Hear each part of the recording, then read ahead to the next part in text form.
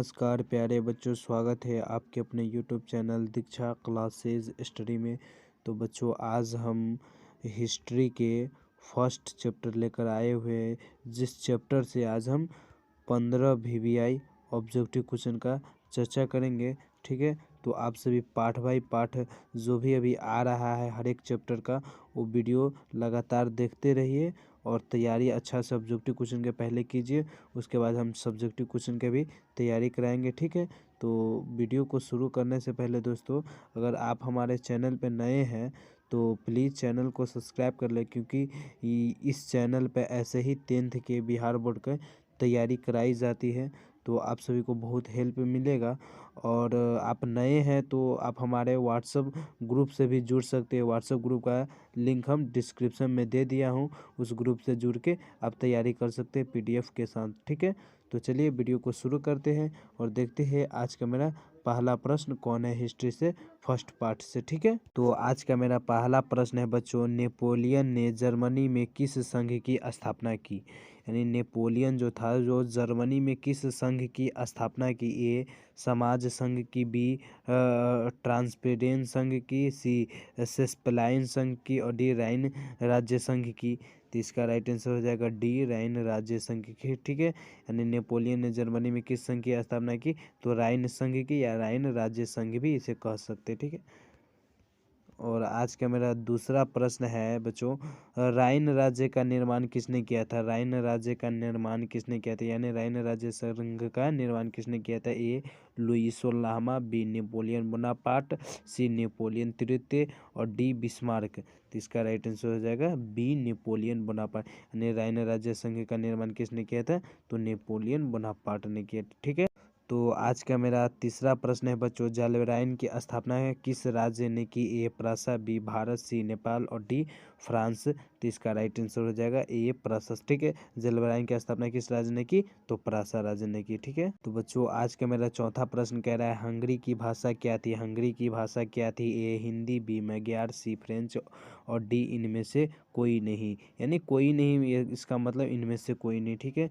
तो इसका right answer हो जाएगा बी मैग्यार। हंगरी की भाषा क्या थी? तो मैग्यार थी। ठीक है, एक मतलब यादें कर लीजिए, हंगरी की भाषा क्या थी? तो मैग्यार थी। ठीक है, तो आज का मेरा पांचवा प्रश्न कह रहा है, वीना कांग्रेस के द्वारा फ्रांस के किस शासक वंश की पुनः स्थापना की गई? यानी विंगरा कांग्रेस के द्वारा फ्रांस के किस शासक वंश की पुनः स्थापना की गई? ए हब्सबर्ग, बी बुर्बो, सी जारशाही और डी कोई नहीं, यानी इनमें से कोई नहीं। तो इसका राइट आंसर हो जाएगा बी बुर्बो। बुर्बो राजवंश की वीना कांग्रेस के द्वारा स्थापना की गई थी। ठीक है, और आज का मेरा छठा प्रश्न कह रहा है इस पाठ से, रक्त एवं लौह नीति का अवलंबन किसने किया था? बहुत वीवीआई क्वेश्चन है, बहुत वीवीआई क्वेश्चन, इसीलिए हम part wise chapter wise chapter करा रहे हैं। उसके बाद हम क्या कहते हैं, और टेस्ट की तरह भी हम कराएंगे और टेस्ट भी आप सभी से लेंगे, तो वीडियो को सही से देखिएगा। ठीक है, तो कह रहा है यह प्रश्न, रक्त एवं लौह नीति का अवलंबन किसने किया था? A Hitler, B Mazzini, C Bismarck और डी हिटलर द्वितीय। तो इसका राइट आंसर हो जाएगा सी बिस्मार्क। यानी रक्त एवं लौह नीति का अवलंबन किसने किया था? तो बिस्मार्क ने किया था। ठीक है, तो बच्चों आज का मेरा सातवां प्रश्न कहना है, यूनान की स्वतंत्रता संग्राम में किसकी पराजय हुई? पराजय में से हार हुई। ठीक है, यूनान की जब स्वतंत्रता संग्राम हुई, इसमें किसका हार हो गया? ये रूस की, बी तुर्की की, सी यूनान की और डी फ्रांस की। तो इसका राइट आंसर हो जाएगा बी तुर्की की। यानी यूनान के स्वतंत्रता संग्राम में किसकी हार हो गई? तो तुर्की की। यानी किसकी पराजय हो गई? तो तुर्की की। ठीक है, तो बच्चों आज का मेरा आठवां प्रश्न कह रहा है, गैरिबाल्डी पेशे से क्या था? गैरिबाल्डी पेशे से क्या था? ए सिपाही, बी गृह मंत्री, सी नाविक और डी जमींदार। तो इसका राइट आंसर हो जाएगा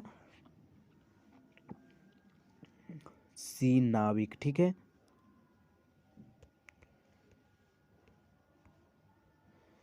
तो बच्चों आज का मेरा नौवां प्रश्न कह रहा है, एक्ट ऑफ यूनियन किस वर्ष पारित हुआ? यानी एक्ट ऑफ यूनियन किस वर्ष पारित हुआ? ए 1867 ईस्वी, बी 1688 ईस्वी, सी 1707 ईस्वी और डी 1788 ईस्वी। तो इसका राइट आंसर हो जाएगा बी 1688। एक्ट ऑफ यूनियन किस वर्ष पारित हुआ? तो 1688 ईस्वी में। ठीक है, ये भी वीवीआई क्वेश्चन याद कीजिए अच्छे से याद कीजिए। ठीक है, जो प्रॉब्लम आप हमारे व्हाट्सएप से या कमेंट बॉक्स में पूछ सकते हैं बच्चों। ठीक है,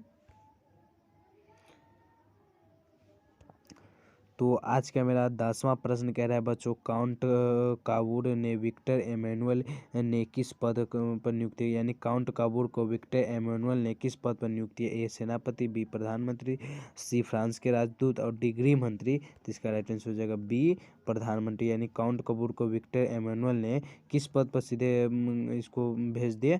तो प्रधानमंत्री का पद विक्टर एमेनुअल ने इसे दे दिया। ठीक है, तो आज का मेरा 11वां प्रश्न कह रहा है बच्चों, 1830 के क्रांति के बाद फ्रांस में किस प्रकार का शासन स्थापित हुआ? यानी 1830 के क्रांति के बाद फ्रांस में किस प्रकार का शासन स्थापित हुआ? ए निरंकुश राजतंत्र, बी संघीय शासन व्यवस्था और सी गणराज्य और डी संवैधानिक राजतंत्र। तो इसका राइट आंसर हो जाएगा बच्चों निरंकुश राजतंत्र के। 1830 के बाद फ्रांस में किस प्रकार का शासन स्थापित हुआ? तो निरंकुश राजतंत्र का। ठीक है बच्चों, तो बच्चों आज का मेरा 12वां प्रश्न कह रहा है, संसाधन होते नहीं बनते ऐसा किसने कहा था? संसाधन होते नहीं बनते हैं ऐसा किसने कहा था? ए महात्मा गांधी, बी जिमरमैन और सी भीमराव अम्बेडकर और डी में है दीक्षा क्लासेज वाला। यानी हम कहे थे, तो ये तो होगा ही नहीं। ठीक है, तो इसलिए इस पर ध्यान नहीं दीजिएगा।